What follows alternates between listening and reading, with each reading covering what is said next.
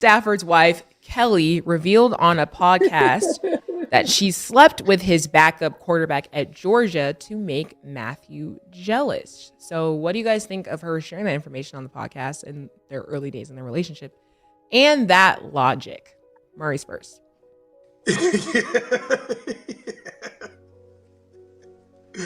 Yeah, I don't know anything other short than, man, like some people just need to shut the fuck up, right? And then I just thought to myself that he's a sucker for love. I couldn't have done it. You know what I'm saying? I couldn't do it. I couldn't do it, couldn't have done it. And I don't know. I don't know what else to say other than that. But this is why everybody has a microphone, right? And having a microphone, man, learn not to embarrass. Like even back then, she embarrassed herself and she embarrassed him. And for all these years later, and your husband is Matthew Stafford, and I'm pretty sure they got kids or something else. They do. Family members, Thanksgivings, all that. Yeah, that's not it's good. just classless to not do that or to do that. Yeah, Mo, remember I was saying this, I think yesterday or today, man. Just people think podcast is getting paid to embarrass yourself. You're not getting paid to defame yourself. You're not getting paid to like defamate yourself. You know, this is not the purpose of podcasting. And it seemed like people are just always looking for something to go viral or something to become popular off of. But there's a lot of things you don't want to be popular for. And this is one of them. When I say the dogs and roof, this is you want this from other team members. You don't want it from your own team members. That, your backup quarterback smash your wife? I don't think it's any more disrespectful you can get than that. Because this is a nigga that's behind you. This is a nigga that, oh man. You're on the road 2 days in a row, my nigga. 2 days in a row. This is a nigga that's behind you. I was trying to chill, but you just said too many things, man. Killer. This is flagrant itself. This is flagrant itself. It's not a pause, though. You're a killer, but you told me that, can you stand up? I'm visualizing something crazy. That was wild. Nobody remembers that murder. I let you rock. Pause. That's crazy. That's crazy. Can you stand up? Nobody remembers that murder. You should have crazy, Kim. It's crazy. What was you visualizing? I don't remember that, Mase. This is your childhood friend. Why would you say that to me? Nobody remembers that, and you're not going to get people to join along with you today because you're making stuff up that you didn't say when it happened. No problem. No, I didn't mean to interrupt you. You was making good points about the thing, but PT actually says something. If you want to know the truth, PT looked at me and said, well, yo, it's getting crazy. You said like 3 things back to back in PT. Oh, PT is there? Yeah, PT. Yeah, PT. Stand up, because what I'm visualizing is crazy. That is not... That is not you know what Mase is like? What's the nigga from the 5 Heartbeats outside the club told him, I want my spot back. Yeah, they roughing, bro. When we all just looking at him sad like, damn, man. My man, Dave ruffin, man. Go ahead, Murder. My bad, man. You want my spot? You want my spot? Yeah, you can't have my spot. That's how you sounding right now. But we all just looking at you. But go ahead, man. My bad. I'm sorry. I get it. PG, I get it. Whoa, niggas, I get it. Yeah, I get it.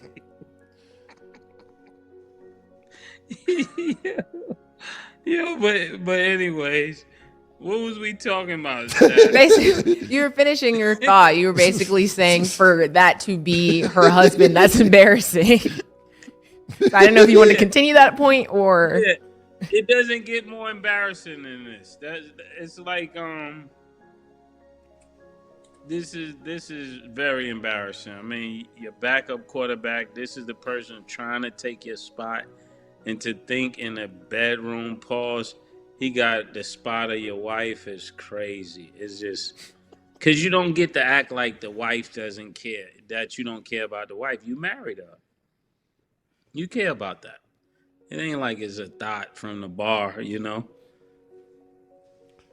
So I'm He clear. cares about it. Yeah, just so I'm clear, he's still married to her today? Yeah, so that happened back in college when they were How in long Georgia, ago was this? Like 20 years ago. Why bring this up today?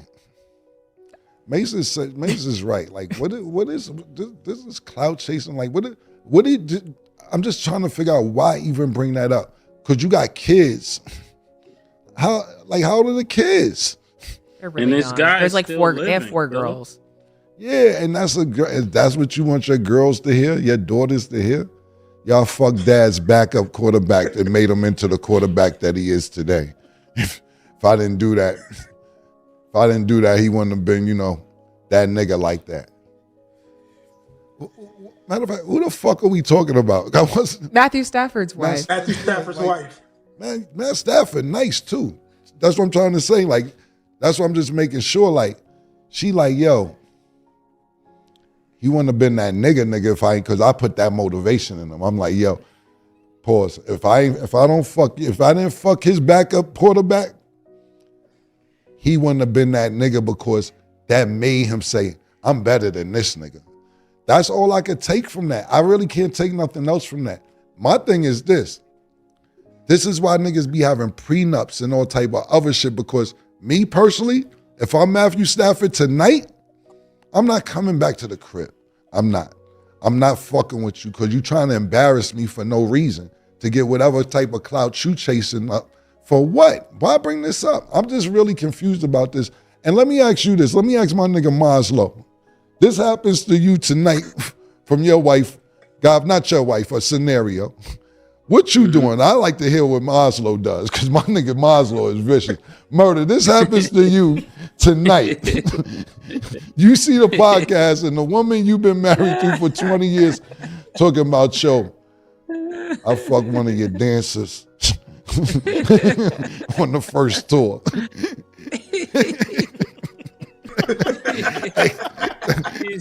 Yeah, and not even if she's out of there, I'm out of there until she's out of there. Yeah. I gotta go. What about you, Mo? She's out of here, or you staying around y'all, for a long haul? Y'all done see me on the show for a year. I think y'all already know, man. You know what's crazy? So, you know why I respect, you know why I fuck with y'all niggas? For real? Yeah. You know why I respect both of my brothers, both of y'all, man? Because y'all in the house with your wives now. I said that's what I love. If they hear me, they hear me. Fuck you.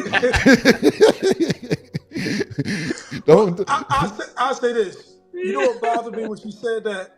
When you see the clip, man, she looked happy telling the other girl about what happened.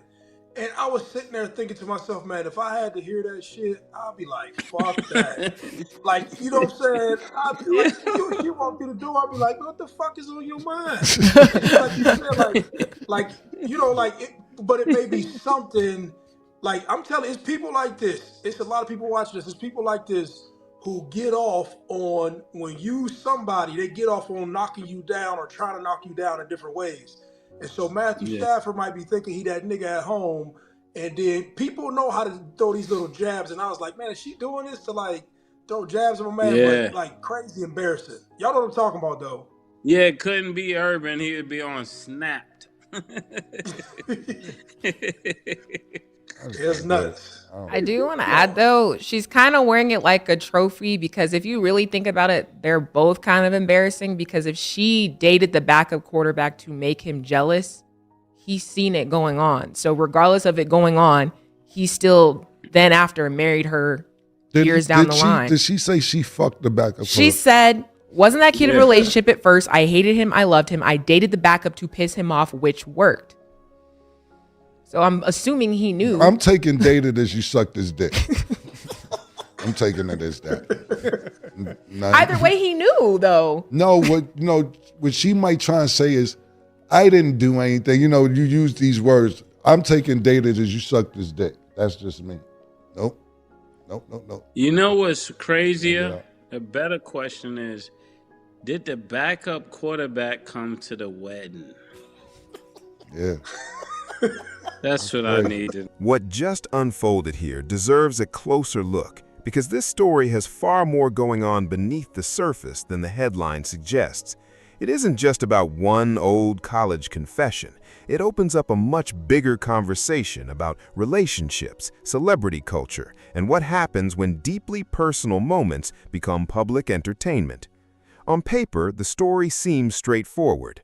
Kelly Stafford, the wife of NFL quarterback Matthew Stafford, revealed on her podcast that during their college years at Georgia, she intentionally slept with Matthew's backup quarterback to make him jealous.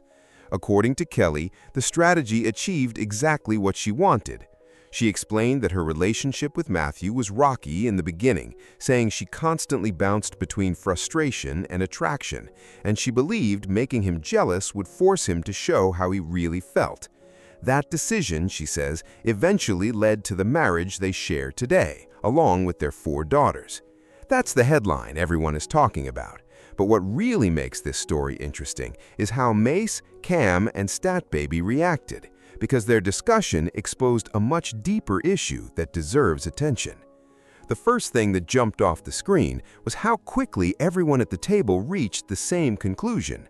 Nobody treated it like some funny throwback story or a harmless relationship memory. Instead, they viewed it as genuinely embarrassing, and not just for Kelly, but for Matthew as well. That distinction is what makes this conversation so fascinating. A lot of people immediately assume only Kelly comes away looking bad, but the hosts argued that Matthew is pulled into it too. Because the relationship was already taking shape, he either knew or eventually learned what happened and still stayed committed. So now, more than 20 years later, Kelly isn't only revisiting a questionable choice from her past, she's also putting her husband's reaction, or lack of one, under the spotlight for the entire internet to dissect. And that's where things become uncomfortable, because the embarrassment doesn't fall on one person, it lands on both of them, exactly as the panel kept pointing out. Then comes the bigger question that you almost can't ignore. Why would someone married to a successful NFL quarterback with a massive audience and 4 daughters decide this was the story worth sharing?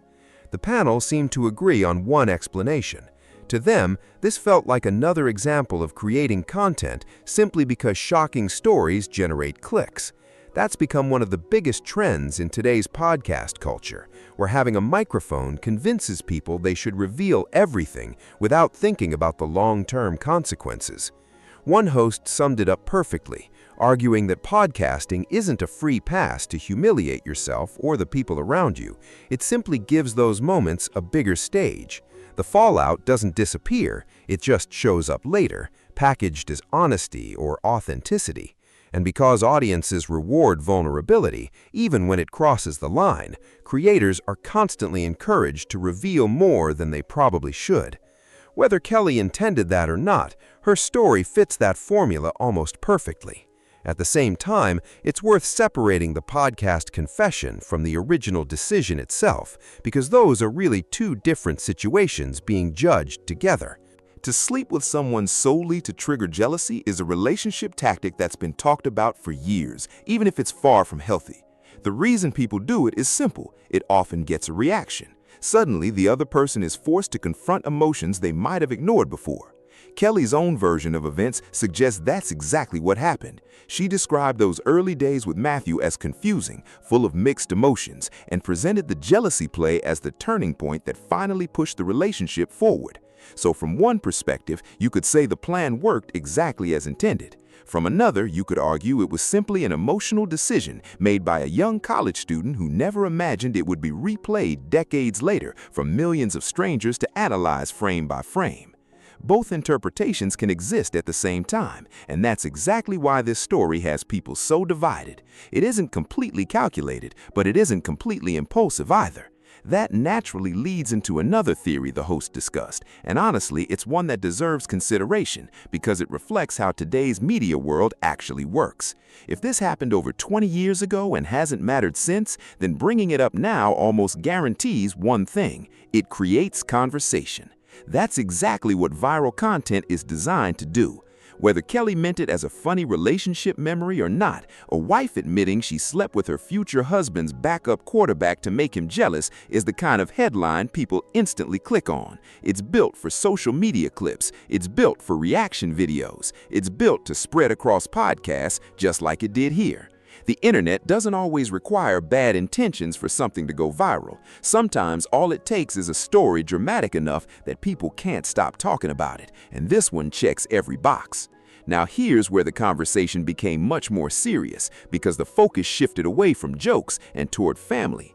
The hosts pointed out that the Staffords have 4 daughters together, and suddenly this wasn't just an old college memory anymore. It's now a permanent part of the family's public story. Once something like this is uploaded online, it becomes searchable, shareable, and almost impossible to erase.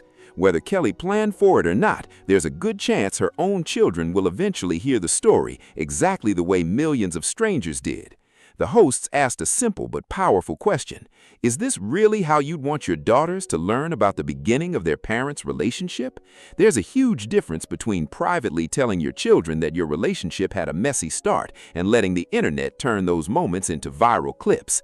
Online, context disappears. Shock value takes over. Before long, a real love story gets reduced to a headline and a punchline attached to your family's name. Once you hit publish, the story no longer belongs to you. It belongs to every page, podcast, and content creator looking for the next viral moment. The discussion also uncovered another layer that had less to do with romance and more to do with respect. While this isn't technically a football story, the panel kept framing it through the language of teammates and loyalty because that comparison actually fits. One host argued that this kind of situation feels worse than betrayal from a rival because it happened inside your own circle. Matthew's backup quarterback wasn't some random stranger. He was someone in the same locker room, someone practicing beside him, competing with him every single day. That's what makes the situation feel completely different. It wasn't just another guy, it was a teammate. Someone chasing the same position on the field also became part of his personal life off the field. And that's exactly why one of the hosts called it one of the most disrespectful scenarios imaginable. When the person involved is someone you have to see every day, someone wearing the same jersey, the story carries a completely different weight.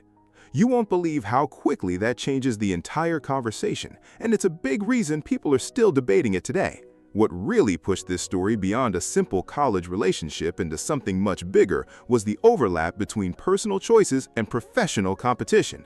Once you mix romance with teammates fighting for the same position, the situation instantly carries a different weight. That's exactly why the hosts kept calling it far more serious than an ordinary dating story. Then they introduced a hypothetical that probably revealed everyone's true feelings. One host asked the table how they'd react if their own wife went on a podcast tonight and admitted she had been with someone from their first tour or someone in a similar work environment just to make them jealous. The responses came without hesitation.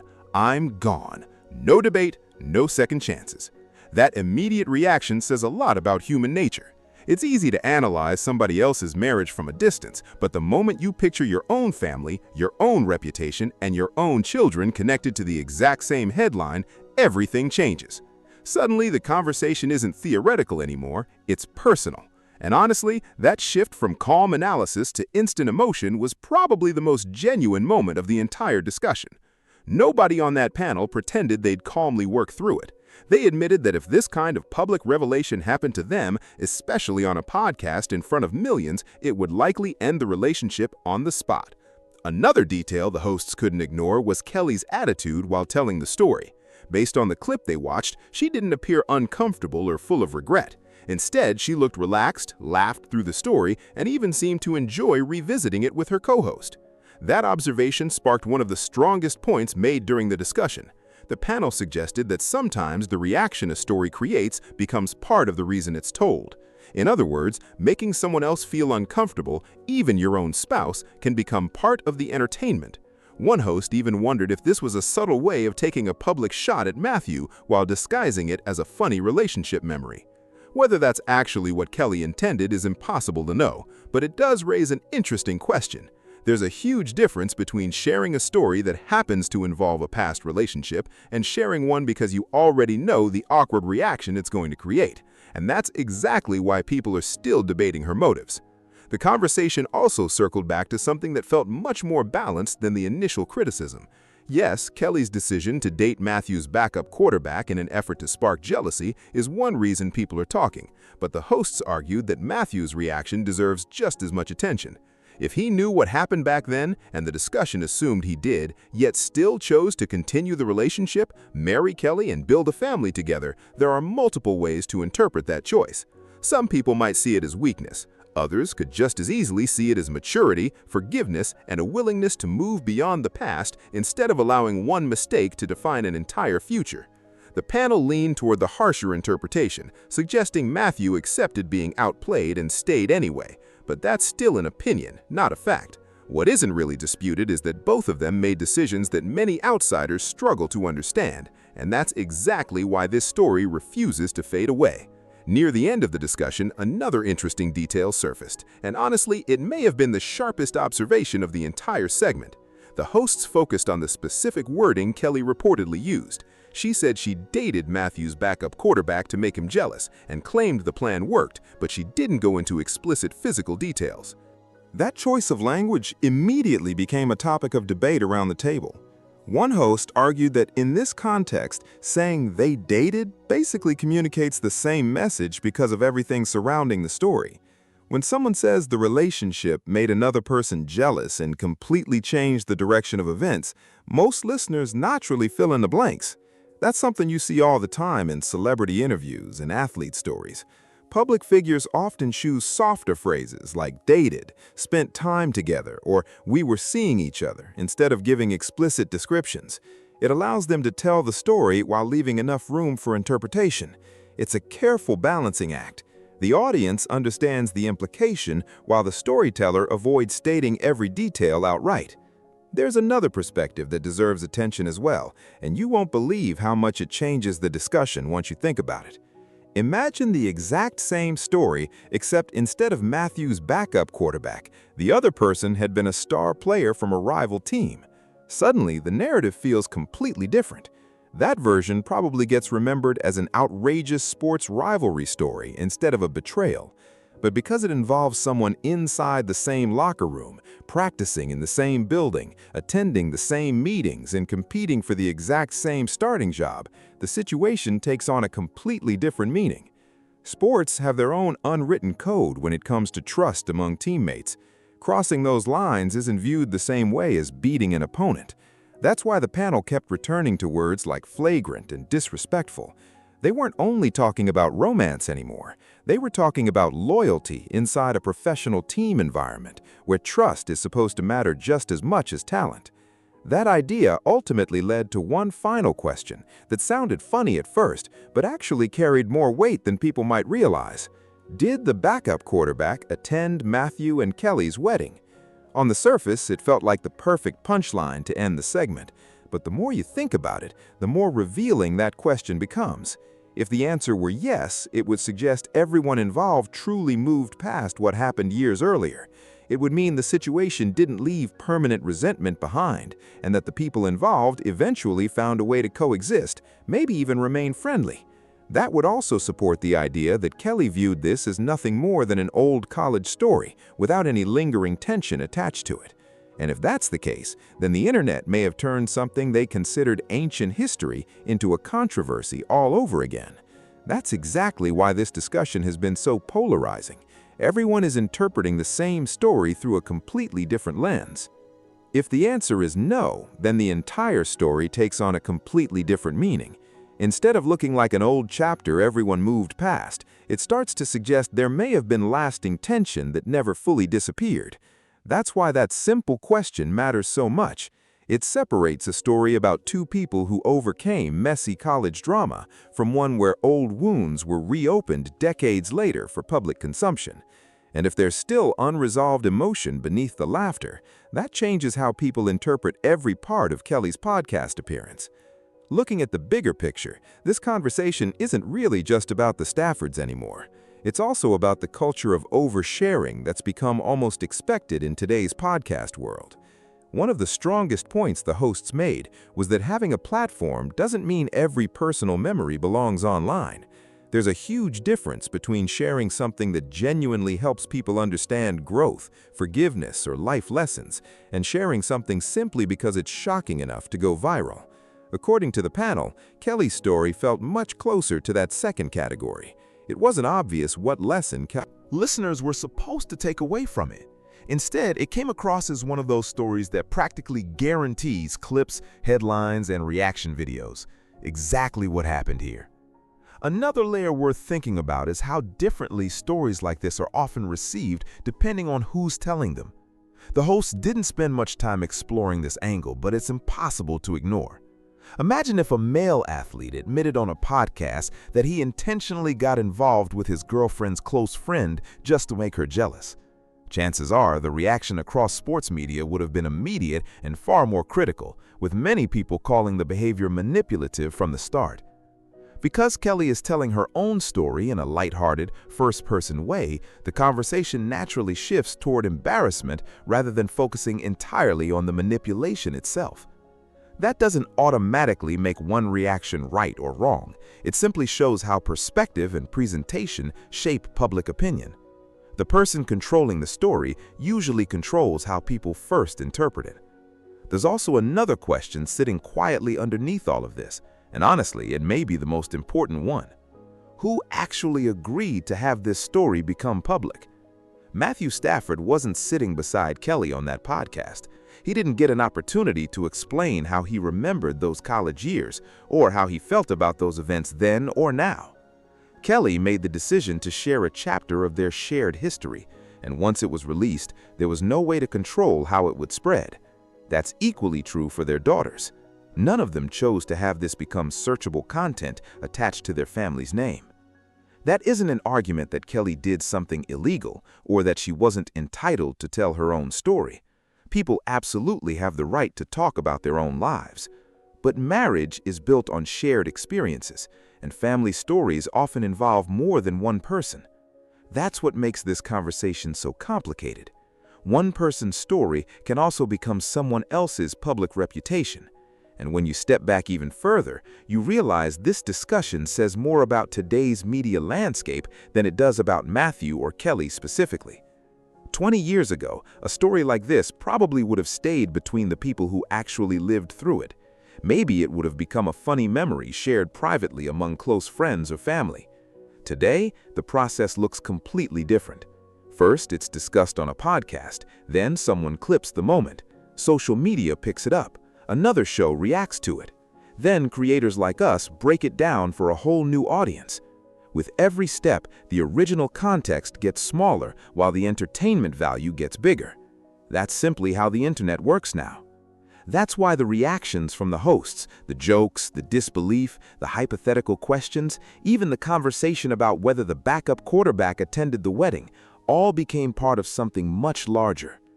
Once deeply personal stories enter the public space, they stop belonging only to the people who experience them. They become public conversations that everyone feels invited to analyze. Whether Kelly expected that level of attention or not, this is the reality of the podcast era. Nothing stays inside the room anymore. Every clip has the potential to become a headline. Every headline becomes debate, and every debate grows into another piece of content. Maybe that's the biggest takeaway hidden beneath all the laughter and criticism. This isn't only a story about Kelly Stafford, Matthew Stafford, or even the backup quarterback whose name barely entered the conversation. It's really about the world we're living in today, where the line between private memories and public entertainment has almost disappeared. Years ago, this story likely would have faded away with time. Today, it keeps getting rediscovered, replayed, and reinterpreted by people who weren't there. That's not automatically a good thing or a bad thing. It's simply the reality of modern media. And in the end, perhaps the most important question isn't whether the story should have been told. It's whether the people who also have to live with the consequences, a husband, 4 daughters, and everyone connected to that family, ever had a chance to decide if they wanted their names attached to it in the first place.